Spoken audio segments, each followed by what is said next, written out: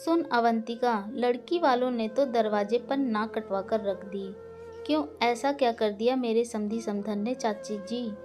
अवंतिका जी ने मोबाइल में आंखें गड़ाए हुए अपने चाचिया सास से कहा। दरवाजे पर जो पुरुषों की मिलनी हुई थी वो लिफाफे में 100-100 रुपये थे, और जो हम लोगों के कपड़े वगैरह आए थे वो तो कोई काम वाली को भी नहीं देता। तुमने तो लड़के वाले होते हुए भी सब कुछ कितना अच्छा लिया दिया, लेकिन उन्होंने लड़की वाले होते हुए भी हमारी इज्जत नहीं रखी, हर जगह बेइज्जती की। आप जब मिलिएगा तो खूब सुनाना, तुमसे ना हो पाए तो हमें बताना, हम तो भर भर कर सुनाएंगे। उसमें सुनना सुनाना क्या, शादी राजी खुशी संपन्न हो गई, बस मेरे लिए ये बहुत बड़ी बात है। अब ऐसी छोटी छोटी तुच्छ बातें उठाकर अपने रिश्ते खराब नहीं करना चाहती। जो बीत गई वो बात गई। किसी भी लड़की को बिल्कुल अच्छा नहीं लगता कि उसके माता पिता या किसी भी रिश्तेदार को कुछ कहा जाए, इसलिए मैं ये छोटे मोटे मुद्दे उठाकर अपनी बहू का मन अपने प्रति खट्टा नहीं करना चाहती। अवंतिका जी की याद आया जब वो शादी होकर आई। यह छोटी छोटी बातें निकाल निकाल कर उसे हर कोई रिश्तेदार, सासू माँ की सहेलियाँ सब सुनाकर चली जाती, और वो चुपचाप आंखों में आंसू लिए सुनती रहती। सासू माँ भी सबका साथ देती हुई उनकी हाँ में हाँ करती। हर वक्त उसके माता पिता, भाई बहन सबको उलाहने दिए जाते। शादी के दिन बारिश ने सारी व्यवस्था बिगाड़ कर रख दी। इसका भी सारा दोष अवंतिका के पिता को दिया गया। रिश्तेदारों ने खोज खोज कर दोष निकाले, जो अच्छा था उसे भी बढ़ा चढ़ाकर बुरा बताया। हर वक्त उठते बैठते उसके मायके वालों को उल्टा सीधा बोला जाता। ऐसा लगता शादी क्या हुई तो लड़की के माता पिता को कुछ भी कहने का सर्टिफिकेट मिल गया। रिश्तेदार तो कुछ दिन रहकर आग लगाकर चले गए। उसकी सज़ा जीवन भर अवंतिका को मिली। उसे मायके नहीं भेजा जाता, फ़ोन पर एसटीडी लॉक लगाकर रखा जाता, चिट्ठी पत्री लिखने पर भी रोक, यहाँ तक कि अगर मायके से माता पिता या भाई बहन अपनी तरफ से मिलने आ जाते तो मिलने नहीं दिया जाता, और अपमान किया जाता वो अलग।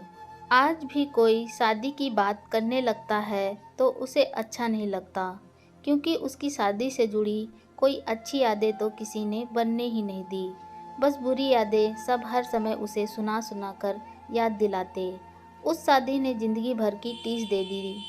अगर उस समय उसके सास ससुर ने रिश्तेदारों की बातें न सुनकर अपने बहू के माता पिता की परिस्थिति को समझकर उन्हें पलटकर जवाब दिया होता तो उनकी हिम्मत कभी नहीं होती अवंतिका के मायके वालों को कुछ भी उल्टा सीधा कहने की और शादी की व्यवस्था पर उंगली उठाने की।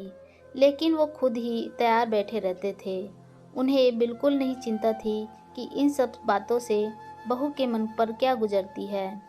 किसी भी लड़की को अपने माता पिता, भाई बहन बहुत प्यारे होते हैं, और कोई उन्हें बुरा बुरा कहता है तो उन्हें बहुत तकलीफ होती है, लेकिन कोई ये बात नहीं समझता।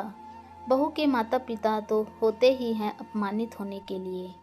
अवंतिका पुरानी सोच में गुम थी। तभी उसके पति माधव ने उसे कहा, अवंतिका, एक ये दिन है और एक वो दिन था। आज ए सास ने अपनी बहू के मायके वालों के पक्ष में बोलकर अपने रिश्तेदारों का मुंह बंद करवा दिया। एक मेरी माँ थी जो रिश्तेदारों की बातों में आकर मानसिक रूप से कितनी तकलीफ देती थी। उस समय शायद मैं भी नहीं समझता था कि अपने ही माता पिता के बारे में कोई गलत बोले तो कितनी तकलीफ होती है। छोटी छोटी बातों को बड़ा बनाकर जिंदगी भर की टीस दे देते हैं। ये रिश्तेदार किसी को भी इनकी बातों में ना आकर अपने पारिवारिक संबंधों पर ध्यान देना चाहिए।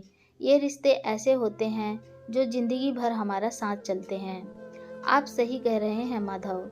मैंने तभी सोच लिया था कि मैं ऐसी सास बनूंगी जो हर परिस्थिति में अपनी बहू का साथ देगी, कोई कुछ भी कहे।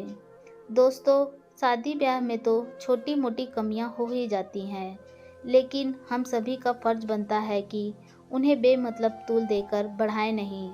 इससे हमारे आपसी संबंध तो खराब होते हैं, लेकिन बहू के मन में भी ससुराल की खराब छवि बैठ जाती थी। पहले ऐसा ही होता था, जरा जरा सी कमी को लेकर हर कोई आता जाता बहू को सुनाकर निकल जाता था। लेकिन आज माहौल बदल चुका है।